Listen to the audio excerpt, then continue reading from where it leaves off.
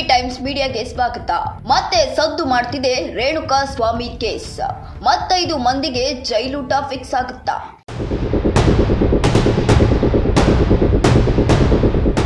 ರೇಣುಕಾ ಸ್ವಾಮಿ ಕೊಲೆ ಕೇಸ್ನಲ್ಲಿ ನಟ ದರ್ಶನ್ ಹಾಗೂ ಪವಿತ್ರ ಮತ್ತೆ ಜೈಲು ಸೇರಿದ್ದಾಗಿದೆ.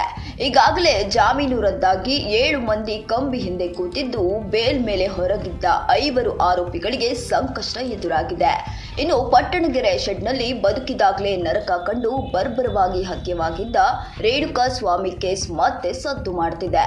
ಕಾನೂನಿನ ಕುಣಿಕೆಯಿಂದ ಪಾರಾದೆ ಎಂದು ವಿದೇಶದಲ್ಲಿ ಮಜಾ ಮಾಡ್ತಿದ್ದ ನಟ ದರ್ಶನ್ ಮತ್ತೆ ಕಂಬಿ ಹಿಂದೆ ಕೂರುವಂತಾಗಿದೆ. ಇನ್ನು ಪರಪ್ಪನ ಅಗ್ರಹಾರ ಜೈಲಿನಲ್ಲಿ ಡಿ ಗ್ಯಾಂಗ್ಗೆ ಅಸಲಿ ಸೆರೆವಾಸ ಶಿಕ್ಷೆ ಶುರುವಾಗಿದೆ. ಜೈಲಿನ ಕಠಿಣ ರೂಲ್ಸ್ಗಳಿಂದ ದರ್ಶನ್ ಅಂಡ್ ಗ್ಯಾಂಗ್ ಕಂಗಾಲಾಗಿ ಹೋಗಿದೆ.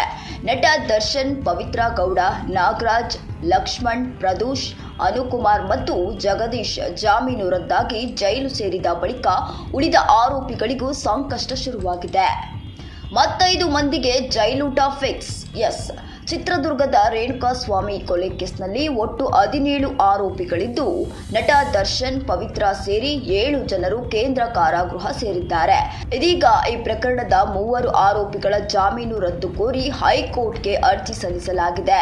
ನಂದೀಶ್, ಧನರಾಜ್ ಮತ್ತು ವಿನಯ್ ಬೇಲ್ ರದ್ದು ಕೋರಿ ಸರ್ಕಾರದ ಪರ ವಕೀಲರು ಅರ್ಜಿ ಸಲ್ಲಿಸಿದ್ದು, ಆಗಸ್ಟ್ 28ರಂದು ಅರ್ಜಿ ವಿಚಾರಣೆ ನಡೆಸಿ ನ್ಯಾಯಮೂರ್ತಿ ಮೊಹಮ್ಮದ್ ನವಾಜ್ ಪೀಠ ಆರೋಪಿಗಳ ಪರ ವಕೀಲರಿಗೆ ಆಕ್ಷೇಪಣೆ ಸಲ್ಲಿಸಲು ಸೂಚನೆ ನೀಡಿ ವಿಚಾರಣೆಯನ್ನ ಮುಂದೂಡಿದ್ದಾರೆ.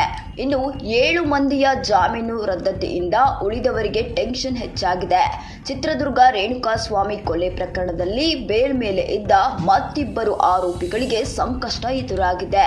A3 ಪವನ್ ಹಾಗೂ A4 ರಾಘವೇಂದ್ರನಿಗೂ ಢವಢವ ಶುರುವಾಗಿದೆ. ದರ್ಶನ್ ಪತ್ನಿ ಮಗನ ಬಗ್ಗೆ ಅಶ್ಲೀಲ ಪೋಸ್ಟ್. ಎಸ್, ನಟ ದರ್ಶನ್ ಜೈಲು ಸೇರಿದ ಬಳಿಕ ಇದೀಗ ಪತ್ನಿ ವಿಜಯಲಕ್ಷ್ಮಿ ಹಾಗೂ ಮಗ ವಿನೀಶ್ ಬಗ್ಗೆ ಅಸಭ್ಯ ಅಶ್ಲೀಲ ಪೋಸ್ಟ್ ಹಾಕಿದವರ ವಿರುದ್ಧ ಕ್ರಮ ತೆಗೆದುಕೊಳ್ಳುವಂತೆ ಪೊಲೀಸರಿಗೆ ಮಹಿಳಾ ಆಯೋಗ ಪತ್ರ ಬರೆದಿದೆ. ಆಯೋಗಕ್ಕೆ ಬಂದ ದೂರಿನ ಆಧಾರದ ಮೇಲೆ ಕ್ರಮ ತೆಗೆದುಕೊಂಡು ವರದಿ ಸಲ್ಲಿಸುವಂತೆ ಪೊಲೀಸ್ ಆಯುಕ್ತರಿಗೆ ಮಹಿಳಾ ಆಯೋಗ ಸೂಚಿಸಿದೆ. ನೆಲಮಂಗಲದ ಭಾಸ್ಕರ್ ಪ್ರಸಾದ್ ಮಹಿಳಾ ಆಯೋಗಕ್ಕೆ ದೂರು ನೀಡಿದ್ದಾರೆ.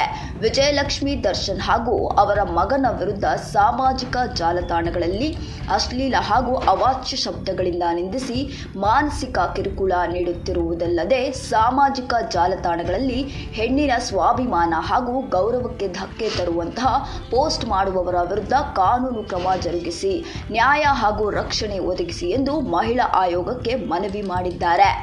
ಅರ್ಜಿದಾರರ ಅರ್ಜಿಯನ್ನ ನಿಯಮಾನುಸಾರ ಪರಿಶೀಲಿಸಿ ಸೂಕ್ತ ಕ್ರಮ ಕೈಗೊಂಡು ಕ್ರಮದ ವರದಿಯನ್ನ ಆಯೋಗಕ್ಕೆ 15 ದಿನಗಳ ಒಳಗಾಗಿ ಸಲ್ಲಿಸುವಂತೆ ಕೋರಿದೆ ಎಂದು ಮಹಿಳಾ ಆಯೋಗದ ಅಧ್ಯಕ್ಷರಾದ ನಾಗಲಕ್ಷ್ಮಿ ಪೊಲೀಸ್ ಆಯುಕ್ತರಿಗೆ ಪತ್ರ ಬರೆದಿದ್ದಾರೆ.